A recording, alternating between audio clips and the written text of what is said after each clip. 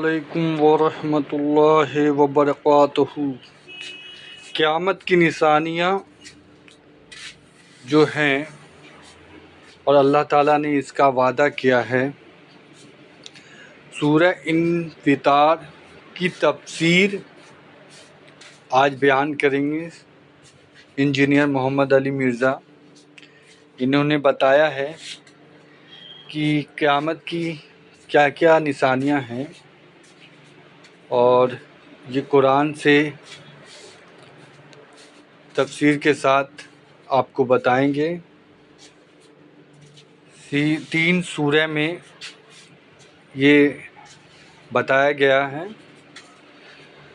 آج جو سورہ انفطار کی ہے اس میں یہ بتائیں گے کہ قیامت کی کیا کیا نشانیاں ہیں، تو آپ سنیں اور اللہ کا ڈر رکھیں۔ ایک دن اس قبر میں جانا ہے جس کا اللہ تعالیٰ نے وعدہ کیا ہے، قیامت کا وعدہ کیا ہے۔ اللہ تمام گناہوں سے بچائے اور تمام مسلمانوں کو اپنی گناہوں کی معافی مانگنے کی توفیق عطا فرمائیں۔ جو بھی صغیرہ کبیرہ گناہیں ہیں ان کی توبہ کریں پکے سچے دل سے۔ اللہ معاف کرنے والے ہیں، اللہ ضرور معاف کریں گے، آمین ثم آمین۔ صحیح سند کے ساتھ یہ حدیث ہے کہ نبی علیہ السلام نے فرمایا، جو شخص یہ خواہش کرے کہ وہ قیامت کو اپنی آنکھوں سے دیکھ لے، یعنی قیامت کے دن کا نقشہ کیا ہوگا، وہ منظر کیا ہوگا، تو وہ قرآن کی 3 صورتیں سورہ التکویر اور سورۃ الانفطار جو آج ہم پڑھیں گے، اور تیسری سورہ انشقاق، اس کو پڑھ کے دیکھ لے۔ اس کے اندر اللہ تعالیٰ نے قیامت کے دن کا نقشہ کھینچ دیا ہے۔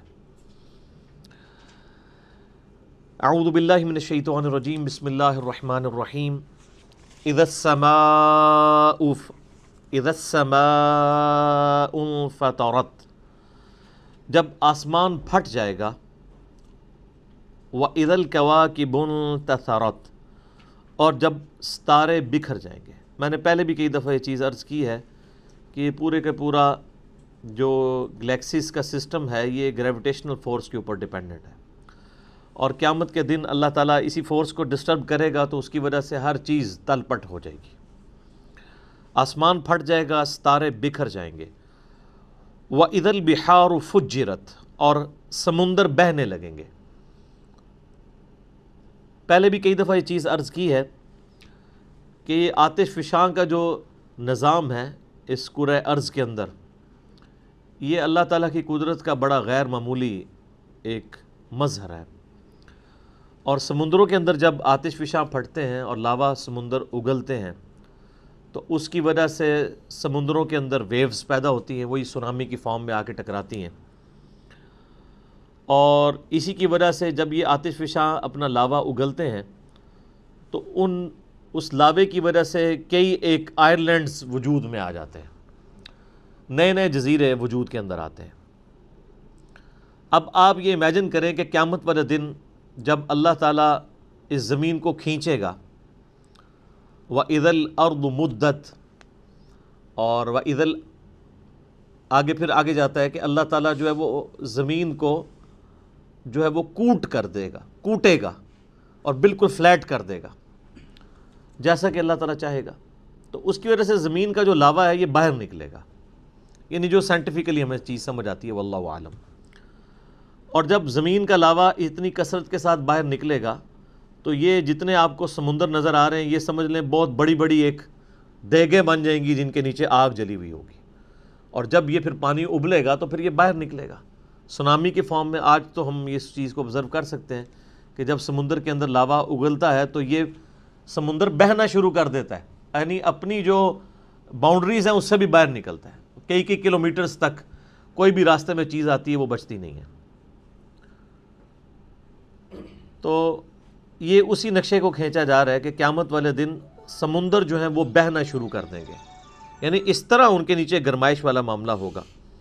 وَإِذَا الْقُبُورُ بُعْثِرَتْ، اور جب قبریں زیر و زبر کر دی جائیں گی، اکھاڑ دی جائیں گی قبریں، ظاہر ہے قبروں سے مردے باہر نکلیں گے اور پچھلی صورت میں ہم پڑھ چکے ہیں کہ اللہ تعالیٰ یعنی ان کا ایسا کوئی سافٹ ویئر فٹ کرے گا کہ وہ سب کے سب جو ہے وہ میدان محشر کی طرف جمع ہونا شروع ہو جائیں گے. عالمت نفس ما قدمت و اخرت، ہر جان لے گی جو کچھ اس نے آگے اعمال بھیجے تھے یا پیچھے چھوڑ کر آیا تھا اپنے اثرات. یعنی کئی لوگ ہیں وہ اپنے اعمال تو آگے بھیجتے ہیں اور ساتھ ہی ساتھ دین کا ایسا کام کر کے جاتے ہیں کہ پیچھے اس کے اثرات باقی رہتے ہیں. جو لوگ اس کے اوپر عمل کرتے ہیں اس کا ثواب بھی اسے ملتا ہے، اور اگر وہ برے اعمال چھوڑ کے جاتے ہیں تو اپنا وبال تو چکھیں گے، جو پیچھے چھوڑ کے جائیں گے ان کا وبال بھی انہیں چکھنا پڑے گا. صحیح مسلم میں حدیث ہے کہ اللہ کے محبوب صلی اللہ علیہ وآلہ وسلم نے فرمایا جس نے اسلام میں کوئی اچھا طریقہ جاری کیا تو جتنے لوگ اس کے اوپر عمل کریں گے اس کا ثواب اسے ملے گا. اچھی بدعت نہیں، سنتن حسنتن، اچھا طریقہ.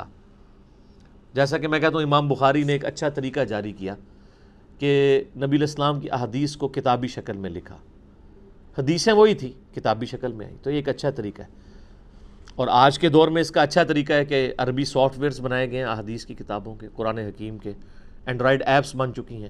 یہ سب کے سب اسلام میں اچھے طریقے ہیں. پہلے لوگ گٹھلیوں کے اوپر پڑھتے تھے، تسبیح کے دانوں پہ پڑھتے تھے، اب اس کی ماڈرن فارم جو ہے وہ الیکٹرانک کاؤنٹر کی شکل میں. یہ اسلام میں ایک اچھا طریقہ ہے.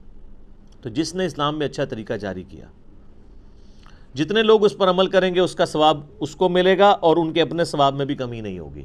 اور جس نے اسلام میں برا طریقہ جاری کیا تو جتنے لوگ اس پہ عمل کریں گے اس کا وبال اس پہ ہوگا اور ان کے وبال میں بھی کمی نہیں آئے گی. یہ حدیث صحیح مسلم میں ہے. اور صحیح مسلم میں ایک اور حدیث ہے کہ نبی صلی اللہ علیہ وآلہ وسلم نے فرمایا جس شخص نے کسی کو ہدایت کی طرف رہنمائی کی تو جتنے لوگ اس راستے پہ چلیں گے اس کا ثواب اس شخص کو ملے گا. یعنی اس کائنات میں سب سے زیادہ نامہ اعمال میں جس کے ثواب جا رہا ہے وہ امام اعظم محمد رسول اللہ صلی اللہ علیہ وآلہ وسلم ہے، جنہوں نے پوری انسانیت کی رہنمائی کی ہے ہدایت کی طرف. اور جس شخص نے گمراہی کی طرف رہنمائی کی تو سب لوگوں کا وبال اس پر ہوگا اور ان کے اپنے وبال میں بھی کمی نہیں آئے گی. تو ایک تو معنی اس کا یہ ہے کہ ہر جان لے گی کہ جو اس نے نامہ اعمال اللہ کے حضور بھیجا تھا اور جو پیچھے نامہ اعمال چھوڑ کے آیا تھا اچھا یا برا. اور ایک دوسرا معنی بھی اس کا بنتا ہے عالمت نفس ما قدمت و اخرت، ہر جان لے گی کہ جو کچھ اس نے مقدم رکھا اور جس چیز کو مؤخر کیا، جس چیز کو اس نے پرائورٹی دی اور جس نے اس کو پرائورٹی نہیں دی. کس چیز کو؟ یعنی ایک شخص دنیا کی زندگی کو ترجیح دیتا ہے اور اللہ کو اور آخرت کو پیچھے ڈال دیتا ہے، تو وہ شخص پھر وہ دیکھ لے گا کہ دنیا میں جو اس نے ترجیح دی تھی نا دنیا کی زندگی کو اور اللہ کو پیچھے ڈال دیا تھا اس کا وبال چکھ لے گا. اور جس نے اللہ کو ٹاپ پرائورٹی دنیا کی زندگی میں ترجیح اول مانا، یعنی اللہ کو آگے رکھا دنیا پیچھے رکھی، تو اس کی جزا بھی دیکھ لیں. تو یہ دونوں معنی بیک وقت درست ہیں. عالمت نفس ما قدمت، ہر جان لے گی جس چیز کو اس نے مقدم کیا، جس چیز کو اس نے پرائورٹی دی، وہ اخرت، اور جس کو پیچھے چھوڑ دیا. کسی نے اللہ کو پیچھے چھوڑا دنیا کو ترجیح دے دی، کسی نے اللہ کو ترجیح دی اور دنیا کو پیچھے چھوڑ دیا. یہی قرآن حکیم کی جو عربک لینگویج ہے نا اس کا کمال ہے کہ عربک لینگویج اتنی ورسٹائل لینگویج ہے کہ اس میں بیک وقت کئی ایک جو مفہوم ہے نا وہ ایک جملے کے اندر ادا ہو جاتے ہیں. اب یہ دونوں معنی بیک وقت بالکل درست ہیں. یا ایھا الانسان ما غرک بربک الکریم، قرآن حکیم میں چند جس کے کہتے ہیں نا کہ رکت والی آیات میں سے ایک آیت یہ ہے، اے انسان تجھے کس چیز نے دھوکے میں ڈال دیا اپنے اس کریم رب کے بارے میں. یعنی وہ رب جو کہ اپنی شان کے لائق اپنی باہیں پھیلائے ہوئے ہے کہ کوئی شخص اس کی رحمت میں داخل ہو جائے، اس رب سے تم دور بھاگ گئے. کس چیز نے تمہیں دھوکے میں ڈال دیا؟ وہ چیز ظاہر ہے دنیا کی محبت ہے، وہ بار بار قرآن حکیم میں اس چیز کا ذکر آتا ہے.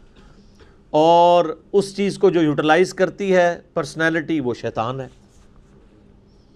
شیطان اور دنیا کی محبت یہی دو چیزیں ہیں کہ جو انسان کو اللہ سے غافل کرتی ہیں. نفس تو اعلی کار بنتا ہے ان چیزوں کا.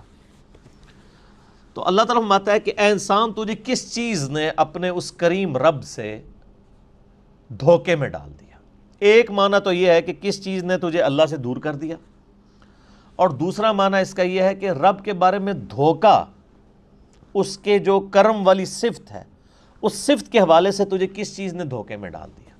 یعنی تو نے یہ سمجھا کہ اللہ تعالیٰ بڑا معاف کرنے والا ہے، بڑا کریم ہے، عفو درگزر کرنے والا ہے، اس چیز کا تو نے نیگیٹو معنی کیوں ان معنوں میں لے لیا کہ تو اللہ کا باغی ہو گیا، جس کی پریکٹیکل مثال اس وقت مسلمانوں کی اکثریت نظر آتی ہے۔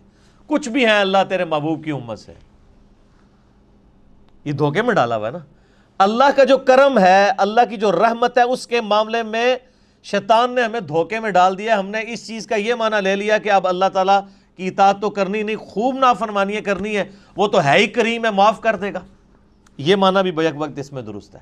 یا ایھا الانسان ما غرک بربک الکریم، کس چیز نے تجھے اس کرم والے رب کے معاملے میں دھوکے میں ڈال دی؟ یعنی تجھ سے کوئی اللہ نے عہد لے لیا کہ تو خوب نافرمانیاں کر اور بغیر توبہ کے مر جا اور میں قیامت الدن تجھے بخش دوں گا۔ تو نے اس کی رحمت کا ناجائز فائدہ اٹھانا شروع کر دیا۔ یہ معنی بھی بیک وقت اس میں درست ہے۔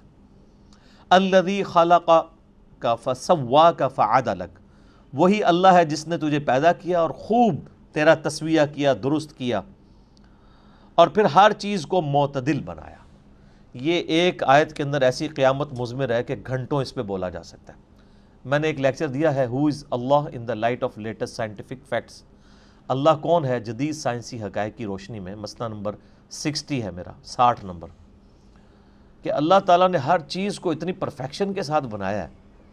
آج بھی آپ دیکھ لیں، کوئی سائنٹسٹ، آپ نیشنل جغرافک چینل کھول کے دیکھ لیں، ڈسکوری کھول کے دیکھ لیں، یا آپ اینیمل پلانٹ دیکھ لیں، ہمیشہ جب بھی کسی اللہ تعالیٰ کی بنائی ہوئی جو مخلوق ہے، کریشن ہے، اس کو جب بھی ڈسکس کیا جا رہا ہوتا ہے نا، تو اس کی جو کوالٹیز ہیں وہ ڈسکس ہو رہی ہوتی ہیں۔ آج تک آپ نے کبھی یہ پروگرام کو ایسا سنا ہے کہ یہ ڈسکشن ہو رہی ہو کہ شعر کے اندر یہ والی خامی ہے، اگر یہ نہ ہوتی نا تو یہ پرفیکٹ ہوتا؟ ہمیشہ یہ ڈسکس ہو رہا ہوتا ہے کہ شعر کے اندر یہ جو کوالٹیز ہیں، اس کا فائدہ اس کو اس طرح ہوتا ہے، اس معاملے کا اس طرح ہوتا ہے، یہ چیز اس کے لیے بینیفیشری تھی۔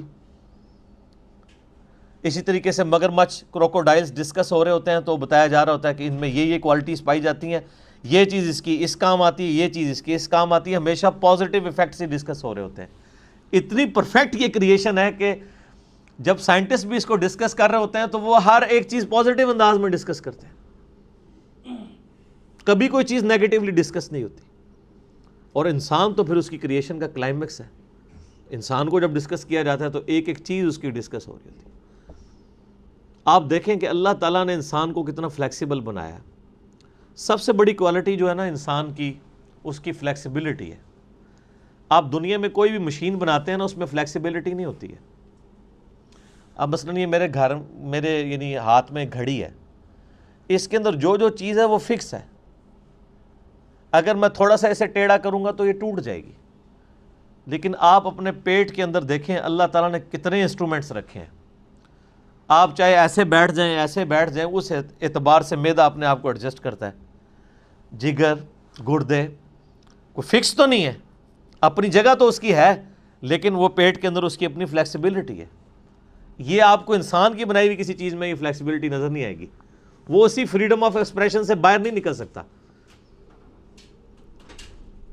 ڈگری آف فریڈم اسے ہم اپنی میکینیکل یعنی انجینئرنگ میں کہا جاتا ہے، اسی جو ڈگری آف فریڈم ہے اس کے اندر رہتا ہے، اس سے باہر نہیں جا سکتا۔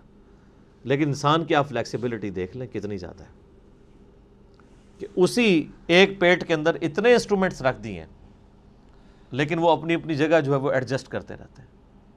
پھر دیکھیں اللہ تعالیٰ نے جتنی چیزیں بنائی ہیں، کوئی چیز بھی ہمارے جسم کے اندر نوکدار نہیں بنائی ہے، ہر چیز گول ہے۔ کوئی چونچ نکلی ہوئی ہے کسی کی، ایون اگر یہ ناک کی بھی چونچ ہے یہ بھی آگے سے گول ہے۔ انگلیاں بنائی ہیں، کسی انگلی کی چونچ ہے، گول ہے۔ ہاتھوں کو آپ دیکھ لیں، اس چیز کو دیکھ لیں، ہر جگہ آپ کو گولائی نظر آتی ہے۔ کان ہے تو گول ہے، یہ تو نہیں ہے کہ چوکور بنے ہوئے۔ اور اس کے اندر حکمت یہ ہے، اگر یہ چیزیں نوکدار ہوتی تو آپ کو بھی ڈسٹرب کرتی، دوسروں کو بھی ڈسٹرب کرتی۔ اسی لیے ہماری میکینیکل انجینئرنگ میں تو جب بھی کوئی مشین ڈیزائن کی جاتی ہے نا، تو اینڈ پہ اس کے اوپر فلٹ لگایا جاتا ہے، اس کے جتنے کارنرز ہیں نا ان کو گول کیا جاتا ہے، یا ایٹ لیسٹ شیمفر کر دیا جاتا ہے، جس طرح کہ میں نے ٹیبل کو شیمفر کیا ہوا یہاں سے، کہ یہ کونا چبھے نہ کسی کو، شارپ کونا نہ رہے بلکہ کم ہو جائے۔ تو آپ دیکھتے ہیں جب کبھی بھی اس طرح یعنی چیزیں نٹ بھی ڈیزائن کیے جاتے ہیں تو ان کے کارنرز بھی اینڈ پہ جا کے گول کر دیے جاتے ہیں کسی کو چبھے نہ۔ تو یہ نیچر سے انسان نے لرن کی ہے ساری چیزیں۔ پھر کیا پرفیکٹ نظام ہے، ہر چیز اپنی جگہ پہ پرفیکٹ ہے، کوئی اس کے اندر عیب نہیں نکال سکتا کہ یار آنکھ کا سائز اتنا نہیں اتنا ہوتا تو بڑا پرفیکٹ ہوتا، آنکھ یہاں کی بجائے یہاں لگی ہوتی تو بہت خوبصورت نظر آتی، نہیں، نہ تو اس کی فزیکل یعنی جو پوزیشن ہے اس کے اوپر کوئی انگلی اٹھا سکتا ہے، نہ اس کی کوالٹی اس کے اوپر انگلی کو اٹھا سکتا ہے۔ ایسی پرفیکٹ ہر چیز اللہ تعالیٰ نے بنائی ہے۔ پودوں کو دیکھنا شروع کر دیں تو آپ کو سائنٹسٹ بھی بتائیں گے کہ جی یہ آم کا پودا ہے تو اس کی گٹھلی اتنی کیوں ہے، اس کے ساتھ ایسا معاملہ کیوں ہے، سیب کے ساتھ ایسے کیوں ہے، تربوز کے ساتھ ایسے کیوں ہے، اور وہ تعریف ہی کریں گے کہ جی تربوز ایسے ہی بن سکتا تھا، اس کے علاوہ اور کوئی آپشن موجود نہیں تھا۔ تبارک اللہ احسن الخالقین، اللہ تعالیٰ یعنی سب سے بہترین خالق ہے۔ انسان کو بھی اللہ نے تخلیق کا مادہ دیا ہے، لیکن وہ کریشن ایکس نہیلو نہیں ہے، عدم ماس سے وجود نہیں ہے، بلکہ اللہ کی بنائی ہوئی چیزوں کو یوٹیلائز کر کے ہم تخلیق کرتے ہیں۔ لکڑی اللہ نے بنائی ہے، ٹھیک ہے آپ اس کو کاٹ کے ٹیبل بنا لیں گے، کرسی بنا لیں گے، لیکن لکڑی نہیں کوئی بنا سکتا۔ وہ کریشن ایکس نہیلو اللہ تعالیٰ کی کوالٹی ہے۔ بدیع السماوات والارض، البدیع جو اللہ کا نام ہے اس کا مطلب کیا ہے؟ بغیر کسی نمونے کے کوئی چیز ایگزسٹ نہیں کرتی تھی بنا دینا، یہ اللہ کی کوالٹی ہے۔ تو اللہ تعالیٰ کی دی ہوئی صلاحیتوں سے اللہ تعالیٰ کی مخلوقات کو یوز کر کے انسان بھی کریشن کرتا ہے۔ اور آپ دیکھ لیں انسان کو اللہ تعالیٰ نے کتنا دماغ دیا ہے۔ آج ہم نے ایسے جہاز بنا لیے ہیں جو 550 مسافروں کو لے کے، ایئر بس A380 کو دیکھ لیں، اس سے پہلے بوئنگ 747 تھا جمبو جیٹ، 450 مسافر اس میں آتے تھے، اس میں آلموسٹ 550 آتے ہیں۔ انسان نہیں بنایا نا، یہ ساری کی ساری کریشن جو ہوئی ہے اس کا مٹیریل جتنا بھی ہے وہ انسان نے کوئی خود کریٹ نہیں کیا بلکہ اسی زمین سے حاصل کیا۔ الٹیمیٹلی تخلیق اللہ ہی کیا، اس کو ہم یوٹیلائز کرتے ہیں۔ تو اللہ تعالیٰ ماتا ہے انسان ہم نے تجھے پیدا کیا، تیرا تسویہ کیا، اور کیا ہر چیز کو معتدل بنایا ہے، اتنی پرفیکشن کے ساتھ چیزیں بنائی ہیں۔ آپ یہ دیکھیں یہ 4 انگلی ہیں نا سر، اس کے ساتھ یہ انگوٹھا لگایا ہے۔ آپ ایک لمحے کے لیے امیجن کریں کہ آپ کا انگوٹھا نہ ہو، یہ آپ 4 انگلیوں سے کچھ بھی نہیں کر سکتے، کوئی چیز پکڑ بھی نہیں سکتے۔ یہ ایک انگوٹھا کتنا امپورٹنٹ ہے کہ ہر چیز کی گرپ اس کے اوپر ڈیپینڈنٹ ہے۔ اور کیا اللہ تعالیٰ نے یعنی معاملات کو کیا ہے کہ یہ آپ دیکھیں اس کے ڈگری آف فریڈم کتنے ہیں کہ آپ یہ انگلی کے یہ والے جوڑ کو بھی، اس کے بعد یہ بھی، اس کے بعد یہ بھی، اس کے بعد کلائی بھی، اس کے بعد یہ بھی اور یہ بھی، سارے کے سارے جوڑ کتنے پرفیکٹ ہیں، کتنا عرصہ استعمال ہوتے رہتے ہیں۔ یہ تو ہم اپنی خوراکوں کو ذرا کنٹرول کریں نا۔ آپ دیکھ لیں جاپان کے اندر لوگ 100 سال کے بھی پرفیکٹ ہیں، ان کے گھٹنے بھی اسی طرح کام کر رہے ہیں، جوڑ بھی۔ تو یہ تو ہم نے خود خراب کیا نا، ان کے دانت بھی نہیں گرتے ہیں۔ دانت اللہ نے 100 سال کے لیے ڈیزائن کیے ہیں، جس کے گر رہے ہیں اپنی غلطی کی وجہ سے گر رہے ہیں۔ اللہ نے یہ 50-60 سال کے لیے دانت نہیں بنائے ہوئے ہیں، 100 سال کے لیے ڈیزائن ہے۔ وہ ہم چونکہ اب اس طرح حفاظت نہیں کرتے ہیں، اس کی وجہ سے پھر گر جاتے ہیں۔ ہر چیز پرفیکٹ بنائی ہے اور ڈیزائن ہوئی ہے اس کے لیے۔ تو آپ یہ دیکھ لیں کہ جو لوگ اس طرح کی اپنی چیزوں کا صحت کا خیال رکھتے ہیں وہ بڑی پرفیکشن کے ساتھ معاملات کو لے کے چل رہے ہوتے ہیں۔ اور ہر چیز معتدل بنائی ہے اللہ تعالیٰ نے، 2 ٹانگوں کے اوپر انسان کو کھڑا کر دیا، اعتدال ہے نا سر، کتنی پرفیکشن کے ساتھ ہر چیز کو اس طرح بیلنس کیا ہے۔ ورنہ آپ امیجن کر سکتے ہیں کہ 2 ٹانگوں کے اوپر کوئی چیز کھڑی ہو جائے۔ ابھی دیکھ لیں ہم جتنی بھی چیزیں بناتے ہیں کم از کم 4 ٹائر رکھتے ہیں اس کے بیلنس کرنے کے لیے۔ اور یہ جو روبوٹ وغیرہ بھی بنائے ہیں آپ ان کو چلتے ہوئے دیکھ لیں، وہ مشکل سے ہی چل رہے ہوتے ہیں۔ وہ انسان والی پرفیکشن نظر آ رہی ہوتی ہے انسان۔ جی نروس سسٹم سر، اس پہ تو اب بات کریں تو کہاں تک، نیورونز جو اللہ نے رکھ دی ہیں، کیا اس کو یعنی اس پہ تو گھنٹوں بولا جا سکتا ہے۔ وہ آپ لیکچر ہی دیکھیں، مسئلہ نمبر 60۔ فی ای صورت ما شاء رکبک، جس شکل میں چاہا تجھے ترکیب کر دیا۔ یعنی اللہ تعالیٰ نے آپ دیکھیں کہ ہر انسان کے چہرے کے اوپر 2 آنکھیں، 1 ناک، 2 ہونٹ، 2 کان، یہ سب کے یہی ہیں نا، لیکن ایک بندے کی شکل دوسرے سے نہیں ملتی ہے۔ میتھمیٹکس میں تو فارمولہ بولا جاتا ہے، پاسبلٹیز یہ ہیں کہ 2n، یعنی اگر چہرے کے اوپر 5 چیزیں لگی ہیں نا تو 2n، 2 multiplied by 2 multiplied by 2 multiplied by 2 multiplied by 2، یہ پاسبلٹیز بنتی ہیں۔ لیکن یہاں تو اربوں کی پاسبلٹیز اللہ نے بنا دی ہیں۔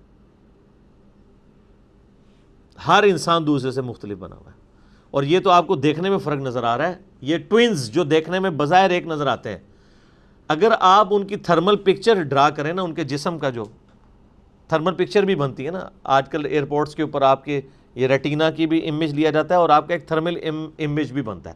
2 بالکل ایک جیسے ہم شکل لوگ ہیں نا، اگر آپ ان کا یعنی ہیٹ کا جو امیج ڈرا کریں گے بالکل دونوں سے مختلف ہوگا۔ سر یہ ایک انگلی جو ہے، اس کا جو فنگر پرنٹ ہے، یہ دنیا میں دوسرے بندے کے ساتھ میچ نہیں کرتا۔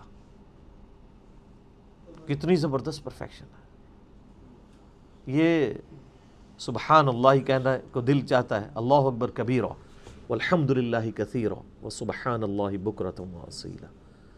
تو اللہ تعالیٰ فرماتا ہے جیسی شکل اس نے چاہی تیرے لیے وہ بنا دی۔ کسی شخص نے اپنی شکل خود چوز نہیں کی ہوئی ہے، اسی لیے شکل کے اندر عیب بھی نہیں نکالنا چاہیے۔ بخاری مسلم میں حدیث ہے، نبی علیہ السلام نے چہرے پہ تھپڑ مارنے سے بھی منع فرمایا۔ یہ اللہ تعالیٰ کی کریشن کا کلائمیکس ہے نا۔ دیکھیں نا سورت کو اللہ فرماتا ہے جیسے میں نے چاہا سورت بنائی۔ کلا بل تکذبون بالدین، یہ سچ ہے کہ تم جھٹلاتے ہو روز جزا کو۔ وَإِنَّ عَلَيْكُمْ لَحَافِظِينَ، جبکہ ہم نے بے شک تمہارے اوپر محافظ مقرر کیے ہوئے ہیں۔ یعنی قیامت کا دن قائم ہونا ہے، اور یہ جو کچھ تم دنیا میں کر رہے ہو یہ محافظین ہیں تم پہ، جو تمہارے ایک ایک عمل کا ریکارڈ کر رہے ہیں، اور وہ بھی صرف ہماری تسلی کے لیے، وہ ریکارڈ نہ بھی کریں، اللہ کا علم ہی کافی ہے۔ کرامن کاتبین، وہ لکھنے والے، یعنی اللہ تعالیٰ کی طرف سے معزز فرشتے مامور ہیں۔ یعلمون ما تفعلون، وہ جانتے ہیں جو کچھ تم کرتے ہو۔ انسان جو کچھ کرتا ہے وہ نوٹ کر لیتے ہیں، نیکی ہے تب بھی نوٹ ہو رہی ہے، برائی ہے تب بھی نوٹ ہو رہی ہے، اور قیامت والے دن نامہ اعمال لا کے انسان کے سامنے رکھا جائے گا، اور اللہ تعالیٰ فرمائے گا کہ آج اپنا نامہ اعمال پڑھ، آج تو اپنا حساب کرنے کو خود ہی کافی ہے۔ سورہ بنی اسرائیل میں آتا ہے ان الابرار لفی نعیم۔ اب یہ سب کچھ نامہ اعمال تو لکھے جا رہے ہیں، لیکن اس کے بعد انجام کار کیا ہونے والا ہے قیامت والے دن؟ بے شک جو نیکوکار لوگ ہیں وہ عیش و آرام میں ہوں گے، اللہ کی نعمتوں میں ہوں گے۔ وَإِنَّ الْفُجَّارَ لَفِي جَحِيمٍ، اور جو بدکار لوگ ہیں وہ جہنم کے اندر ہوں گے۔ اللہم اجرنا من النار، اللہم اجرنا من النار، اللہم اجرنا من النار، آمین۔ یصلونہا یوم الدین، وہ داخل ہوں گے اس جہنم میں اس بدلے کے دن، قیامت کے دن۔ وما ہم عنہا بغائبین، اور پھر وہ اس سے غائب نہیں ہو سکیں گے، کوئی نکل نہیں سکتا دوزخ سے۔ دنیا کی جیل تو کوئی توڑ کے نکل سکتا ہے، اللہ کی جیل سے کوئی نہیں نکل سکتا۔ وما ادراک ما یوم الدین، اور تمہیں کیا ادراک، تمہیں کیا خبر، تم کیا اسیس کر سکتے ہو کہ وہ جو روز جزا کا دن کیسا ہوگا۔ ثم ما ادراک ما یوم الدین، پھر تمہیں کیا معلوم کہ وہ قیامت کا دن کیسا ہوگا۔ یوم لا تملک نفس لنفس شیئا، وہ دن ایسا ہے جب کسی جان کو دوسری جان کا کوئی اختیار نہیں ہوگا۔ دنیا میں تو کوئی دھونس لگا لیتا ہے نا کہ جی تم میرے مرید ہو جاؤ، میں اس وقت تک جنت میں نہیں جاؤں گا جب تک اپنے سارے مریدین کو ساتھ نہ لے جاؤں۔ اللہ تعالیٰ ہمارا قیامت والے دن ایسا سخت دن ہے کہ کسی جان کو کوئی اختیار نہیں ہوگا دوسری جان کے لیے۔ حتیٰ کہ بخاری اور مسلم دونوں میں حدیث ہے کہ نبی علیہ السلام نے فرمایا، اے میری بیٹی فاطمہ، میرے مال سے جو کچھ لینا ہے مجھ سے لے لے، اگر اللہ نے قیامت والے دن تجھے پکڑ لیا تو میں تجھے چھڑوا نہیں سکوں گا۔ پھر آپ نے اپنی پھوپھی کو مخاطب کیا، اے میری پھوپھی صفیہ، میرے مال سے کچھ لینا لے لے، لیکن اگر اللہ نے تجھے پکڑ لیا تو میں تمہارے کچھ کام نہیں ہوں گا۔ پھر آپ علیہ السلام نے اپنے خاندان کو مخاطب کیا، اے بنو ہاشم، دنیا میں کوئی معاملہ میں تمہارے ساتھ کر سکتا ہوں، اگر قیامت والے دن اللہ تعالیٰ نے تمہیں پکڑ لیا تو میں تمہارے کچھ کام نہیں آؤں گا۔ کتنا یعنی سخت معاملہ ہے۔ ان چیزوں کے ہوتے ہوئے کوئی شخص اتنی جرت کر سکتا ہے کہ وہ کہے کہ قیامت دن دیکھا جائے گا انشاءاللہ، میں تمہارے گناہوں کا بوجھ اٹھا لوں گا، یا میں انشاءاللہ تمہاری سفارش کر دوں گا، والعیاذ باللہ تعالی۔ ایک شفاعت ہے وہ بالاذن ہے نبی علیہ السلام کی، وہ بھی بالوجاہت نہیں ہے، بالاذن ہے، دھونس کے ساتھ نہیں، اللہ جس کے لیے چاہے گا اس کے لیے آپ علیہ السلام کی سفارش قبول کر لی جائے گی۔ تو اللہ تعالیٰ ہمارا ہے اس دن کسی جان کو دوسری جان کا کوئی اختیار نہیں ہوگا۔ وَالْأَمْرُ يَوْمَئِذٍ لِلَّهِ، اور اس دن سارے کا سارا حکم اللہ ہی کا ہوگا۔ اچھا یہ بڑی کانٹے کی بات ہے، حکم تو ادھر بھی اللہ کا ہے، تو قیامت والے دن ہر حکم اللہ ہی کا ہونا تو کوئی نئی بات نہیں ہے، نئی بات ہے، اس لیے کہ قیامت والے دن دوسرے کسی کی مرضی نہیں چلے گی۔ اس دنیا میں اللہ کے علاوہ بھی اور لوگوں کی مرضیاں چل رہی ہیں، انسان اپنی مرضی کی زندگی گزار رہے ہیں کیونکہ اللہ نے اختیار دیا ہے۔ اِنَّا ہَدَيْنَاهُ السَّبِيلَ إِمَّا شَاكِرًا وَإِمَّا كَفُورًا، ہم نے ہدایت کا راستہ واضح کر دیا ہے، چاہے تو شکر گزاری کی روش اختیار کرو، خواہ ناشکری کی۔ یعنی کبھی ایسا نہیں ہوگا کہ اذان کی آواز آئے اور آپ مسجد کی طرف چلیں تو شیطان آپ کو روک لے فزیکلی آ کے کہ میں تمہیں مسجد میں نہیں جانے دوں گا، ایسا نہیں ہوگا۔ اور نہ ایسا ہوگا کہ اذان کی آواز آئے اور آپ مسجد میں جانا نہ چاہیں، آٹومیٹکلی آپ کے قدم اٹھ کے مسجد تک آپ پہنچیں، ایسا نہیں ہوگا۔ ایسا ہوتا نا اگر، پھر اللہ کا حکم چل رہا ہوتا۔ آپ دیکھیں کہ اللہ تعالیٰ نے اتنا با اختیار بنایا، آپ اپنے اعضاء کو اپنی مرضی سے حرکت دیتے ہیں۔ ٹھیک ہے کہ پوٹینشلی طاقت اس نے رکھی ہے، لیکن بہرحال وہ کر رہے تو آپ خود ہو رہے ہوتے ہیں، اپنی مرضی سے آپ کھانا کھا رہے ہوتے ہیں، اپنی مرضی سے ہاتھ برائی کی طرف بڑھاتے ہیں یا اچھائی کی طرف۔ ظاہر ہے اللہ کی طرف تو اسے منسوب نہیں کریں گے، اللہ نے تو پوٹینشل اختیار آپ کو دیا ہے، اس کے بعد آپ کی مرضی ہے جو مرضی کریں۔ تو دنیا میں انسان کو بھی اختیار ہے، دنیا میں جنات کو بھی اختیار ہے کہ وہ اپنی مرضی سے شکر گزاری کی روش اختیار کر سکتے ہیں، ناشکری کی روش بھی، نافرمانی کریں گے تو کوئی پکڑ نہیں آئے گی دنیا میں، اور اگر کوئی تابع فرمان رہیں گے تو کوئی آپ کو ہار نہیں پہنایا جائے گا۔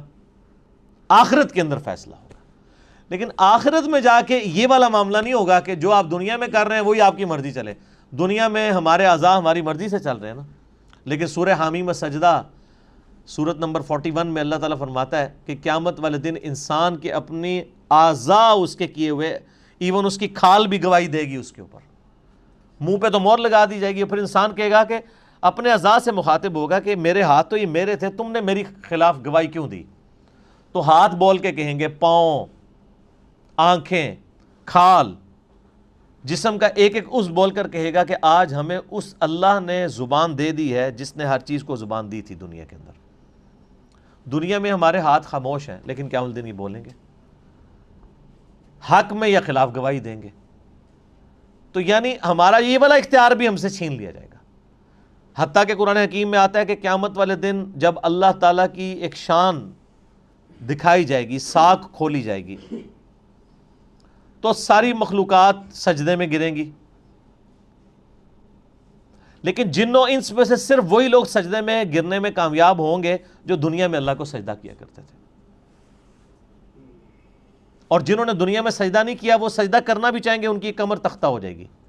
تو پھر اس کا مطلب ہے ٹوٹل حکم اللہ کا چل رہا ہے، ورنہ اگر اختیار ہوتا تو میں اپنی کمر جھکانے کے اوپر قدرت رکھتا ہوں تو آخرت میں بھی جھکا لوں گا، نہیں، آخرت میں ٹوٹل اختیار اللہ کا ہے۔ اور اتنا سخت معاملہ ہے کہ اللہ تعالیٰ نے اپنا قیامت کے دن جو نام رکھا ہے نا وہی بڑا سخت رکھا ہے، لمن الملک اليوم للہ الواحد القہار۔ آج کے دن کس کی بادشاہت ہے؟ اس اکیلے اللہ کی جو القہار ہے، سب پہ چھایا ہوا ہے۔ اللہ نے قیامت کے دن اپنا نام غفار نہیں رکھا ہوا، قہار رکھا ہوا ہے۔ پھر بھی اگر کوئی بے فکر ہے تو وہ اپنی فکر منائے۔ بخاری مسلم کی کتنی احادیث ہیں، حدیث شفاعت والی، کہ ایون انبیاء اکرام بھی نفسا نفسی کر رہے ہوں گے، نفسی نفسی نفسی۔ آج ہمیں اپنی جان کی فکر، اولو العزم پیغمبر بھی اپنی جان کی فکر میں ہوں گے۔ والامر یومئذ للہ، اس دن ٹوٹل حکم اللہ کا چلے گا۔ یعنی دنیا میں تو پھر بھی اختیار تھا، وہ اختیار بھی قیامت والے دن تم سے چھین لیا جائے گا۔